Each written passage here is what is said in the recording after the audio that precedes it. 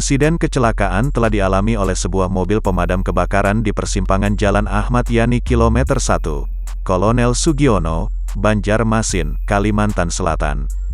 Diketahui, mobil yang ditumpangi oleh 7 anggota BPKAS Nasution itu terbalik tepat di depan pos penjagaan Satlantas Polresta Banjarmasin. Akibat insiden tersebut, satu penumpang bernama Saha berusia sekira 13 tahun, harus menjalani perawatan di IGD RSUD Ulin Banjarmasin. Saufi mengatakan, saat itu mereka mengendarai mobil hitam tersebut dari Jalan Ahmad Yani Kilometer 1, menuju Jalan Kelayan A lokasi kebakaran. Ia mengakui, armada yang dikemudikan oleh Bidin, 23 tersebut melaju dengan kecepatan tinggi. Kemudian, pengemudi hilang kendali saat hendak belok ke kanan, lalu mobil terbalik. Sesaat setelah kejadian tersebut, mobil langsung dievakuasi oleh anggota Satlantas Polresta Banjarmasin, bersama warga sekitar.